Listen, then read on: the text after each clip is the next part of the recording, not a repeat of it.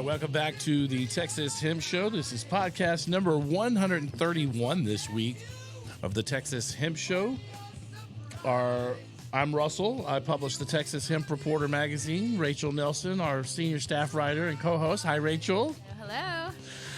We are excited about our third anniversary issue. Just dropped this afternoon and is making its way into CBD stores and smoke shops around Austin, San Antonio, Houston, Dallas, and the Fort Worth area as well. So the magazines are out there. We're covering yet another great recap of everything that's gone on here with the cannabis space in the last 3 years here in Texas. We've been doing this for 3 years. We just got out of legislative session. We didn't get a lot of movement out of the bills that we had planned. There didn't have any, just nothing really happened with our decrim movement at the legislature, Rachel.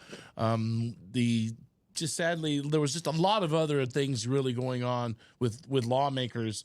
And so the good news is nothing changed. Right. The bad news is nothing changed. So, we'll take that as a win, I guess, for now, and kind of recircle that back with lawmakers in a few years. But you were concerned about one bill. Yes. Tell me about HB 17. Yes, is that it? It was, my heart broke this week when I saw the article in the Houston Chronicle. I was reading it. And basically, yes, the governor has signed a bill that makes it to where district attorneys can't make blanket policies where they decide that they are not going to prosecute certain classes of crime, like low-level marijuana possession. But there are other, areas that have tried to do the same with abortion and with one prosecutor said, oh, I'm not going to prosecute theft under, $750. So there's just, concerns. And unfortunately, low-level marijuana possession falls under this because we've seen cities like Austin that are not prosecuting for that. Well, this is supposed to go into effect September 1st. So what is this saying? What is HB 17 saying? That they have to prosecute these? That they're not allowed to, DAs are not allowed to say, oh, we're not prosecuting this whole class of crime. And what I was reading in the San Antonio Express News is that the DAs could be pulled from their positions if they... but that's bogging down courts, isn't it, Rachel? Yes, I mean, it's bogging down the court system, having low-level cannabis offenses. I mean, that's what they're worried about in San Antonio. I just read an article about how, it could lead to overcrowding in jails and things like that. So there's definitely repercussions. And, in cities like Denton, where the voters have said, yes, we want low-level marijuana possession decriminalized, but then the city's trying to not enforce it. Well, this really lets them off the hook now, you know? Yeah, it does. And then there's also another bill that I was concerned about that I saw went into committee, and I think it may be getting to it. Maybe it's going to the governor's system. I'm not sure, but I think I heard that the one that took away the municipal government's ability to make those rulemaking and decrim in Denton, San Marcos, Austin, and other Manor. These were some of the cities, that made these decriminalization moves within their local municipalities. There was I don't remember the name of the bill, but I believe it did move on to become possibly law, or was considered to be law. So I can't forget which one that is. But we do need to see the work that State Rep Moody was doing to kind of get activity out there so that we can decrim or make it where these low-level cannabis offenses can be removed from or redacted from your record. That was all part of several bills that were out there for decriminalization proposed, but we'll just have to sadly wait, another 2 darn years. Yeah, but in the meantime, in Austin, it's been so great to just not have to worry about that, like driving around with it in your car or, and just not having to worry about getting in trouble for that. And now it's just very sad to see that we could lose that, and that voters won't be able to say, because they've put this on ballots in many cities, like you just said. But the good news, Rachel, is that nothing changed. So, the cannabinoids that we have, you could still buy your Delta 8, Delta 9. you did an article on 2 brands of blue gummies True. that everyone must try. So we still have all of those. True. Tell us about this thing you We wrote have a on. lot. You wrote on page 38. You did a story on the 2 brands of gummies that everybody must try. Yes, I recently tried 2 brands of gummies. The first one is from Only Dank, our friend Albert over there. You know, he has a lifestyle brand making hats, rolling trays, grinders with his Only Dank logo. That's real cute. It looks like Only. I have a hat. I need one of those. But you know, I ran into them during South by. I bought some of his new gummies that he just came out with, and really good. I enjoyed it. It put me in like a really mellow place. But they're blue in color. They're called Forbidden Fruit. They taste good. His are made out of like, you know, his are vegan and just very clean ingredients. And then, of course, the Buck-a-Buzz, we all know, is also a blue gummy. So I thought, why not just combine this in one article, like 2 blue gummies you have to try. And the Buck-a-Buzz, you know, really kind of made me act like J-Man. Like it made me very talkative, kind of like gave me some energy. So I'm like, this is where he's getting this from. Is that it? Is that Jay? Well, let's go back to Jerry and J-Man, but joining us back here on the Texas Hemp Show. You know, maybe he's taking. Is that doing it for you, J-Man? Are you a buck on a buzz? How do those make you feel? Yeah, you know, that's a great question. Okay, because our endocannabinoid system activates differently. Each one of us is a little bit different. So where Rachel shared that Buck-a-Buzz gave her it's a uplifting kind of feeling. Okay. Well, I'm already really uplifted, okay? You can tell. And so my cannabis use has always been something that kind of made me tolerable to people. What I liked about the Buck-a-Buzz is while I didn't get quite as much of that feeling that Rachel's sharing, I didn't smoke as many joints, okay? So let's say I smoke 10, 12 joints a day, maybe 15, not during the week, not on the weekend, a lot more on the weekend.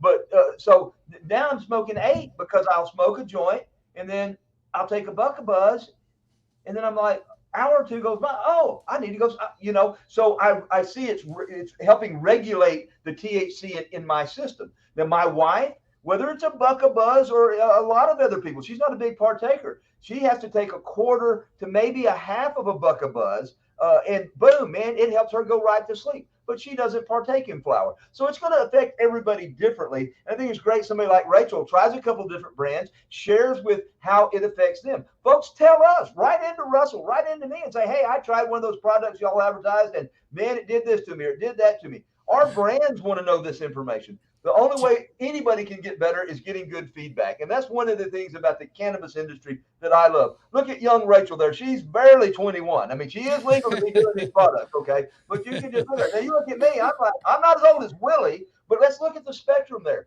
Would Rachel and I have much in common if we saw each other on the street and started talking about this or that or whatever? Boy, as soon as you bring up ganja, cannabis, weed, hemp, any of those things, boom, now we're talking, we're friends, okay? Well, that's right. The plant brings people together. Russell's in his 50s. He don't look like it, but he's in his 50s. You know, so in a time where millennials and Gen X, all these people have such a hard time communicating, why is it the ones that use this beautiful plant seem to be able to talk and get along and be friendly with each other? Yeah, it just speaks to what the plant brings people together. And like you said, having that relationship, hearing from Willie, go out there and be yourself. Let it out. Let yourself be loose. Don't worry about what people think if you're doing cannabis, Jerry. I mean, Willie told you that you kind of cut loose and you know, but the point is the plant brings people together. Absolutely. And you know, we're excited with this interview coming up with Ricky Williams. In fact, they're mailing us some hats and some swag. They're going to send us some Heisman stuff. But you know, Ricky Williams, one of those cases, Jerry, where, you know, he took cannabis as an athlete and kind of was vilified by it by doing it, you know, as an NFL player. But, you know, he stuck to his roots and I, you know, hats off to him. He's had several successful businesses and is a Texas legend, and we're looking forward to hearing how cannabis has affected his life, Jerry. Yeah, you know, it certainly helps normalize things. A lot of people may not know that a former Dallas Cowboy, Mark Stefnoski, or what do you call that? Pro Bowler, center, Super Bowl winner. He was the president of NORML in Texas for a while. many professional athletes, especially now that they're not getting in trouble. Sorry, folks, we're in deep element. You heard a motorcycle going by in the background there. Sorry about that. But so many athletes have had to, just like J-Man, they do this under the cover of don't want to get in trouble. And now that they're able to use this plant-based medicine, both in the topical, in the tincture, by edibles, and obviously some of them like to smoke. Rachel talked about the sublingual, I think is what that's called, where it dissolves under your tongue, how much quicker it gets into your system than if you eat that. That's why so many people like to smoke it, because it gets into your system quicker. So use and read the instructions on the packaging. They got something called nano, and I bet Rachel's going to do a story about that. This nano aspect of the cannabis is something that makes it act faster than a slower time release type thing. Well, and folks also need to be aware, we didn't know about the endocannabinoid system until the early 90s, and that is that, these cannabinoids exist in all living things. I mean, not just humans. We have, reaction. We have in our bodies, there's a endocannabinoid system. It's in most living animals, and the THC in the cannabis regenerates your cells. No wonder Willie Nelson's 90 years old, or Tommy Chong's 91 years old, Jerry. I mean, you see the endocannabinoid system benefiting from what the research I've read, and we've printed a number of 2 or 3 articles in 3 years on this, and it regenerates your cells. It makes you, healthier in many respects. There's many white papers that share with us how people that have cancer get so much relief from the pharmaceuticals that they take. Isn't that strange? They get diagnosed with cancer, so they start pumping them with radiation and chemo. And across the board, almost every oncologist is saying, hey, you know what? Maybe you ought to try that to help you with your nausea. So there's got to be some medical benefits if that's what, physicians in the past, they didn't really want to talk about that. And some of our people that I've had on my show, Russell's had on his show, doctors, lawyers that are helping doctors learn how to navigate, and at least sharing with people. They can't prescribe it in many instances, but they can at least share with people the benefits they could get from this. And it's not all about getting high anymore, folks. You're absolutely right about that, and I wanted to touch on Clayton Moore, who is with the Texas A&M's hemp genetic research program. Clayton just attended. He was flown out to Florida recently to attend the CannaMed conference of 2023. It's the pinnacle of cannabis research, advocacy, and innovation. And the pioneers of all the cannabis hemp sciences and medical genomics all went out there in Florida recently. A few weeks ago, that was the last article he turned in because it just happened before we printed. But it's all doctors, all the big head scientists in the space, learning and innovating and collaborating on fostering better medicines for cannabis science. And there's a great article on that, Jerry, on page 28. And I just thought I would touch on that because CannaMed was just on, and we had one of our own writers there, Clay, covering that for us. So that's but the plant just does a lot of things. It's not stigmatized like it once was in the Reefer Madness days. True. Here we are talking about it on the radio. So I think it's just it's a testament to the culture, and it's just we've come a long ways. What else, guys? I've got about 2 minutes left with you, Jerry. Anything you want to fire off about Weed and Whiskey TV in that Austin studio? Yeah, folks, we got the Capitol as our background. We're going to be bringing stuff about legislation. We're going to have Rachel on there talking to people. Russell going to be talking to people. I'm going to be talking to people. If you'd like to be on our show in Austin, get a hold of Russell, get a hold of me, get a hold of Dalton O'Neill, get a hold of the Patriot Media Group if you'd like to work with us. We'd like to work with you if you're a good fit for us. We're not a good fit for everybody, but we might be for you.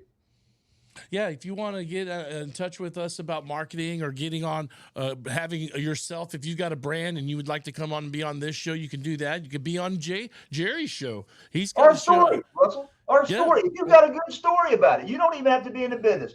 If you've got a good story, let Russell or me know, and we might let you be on and tell us about that. How about that?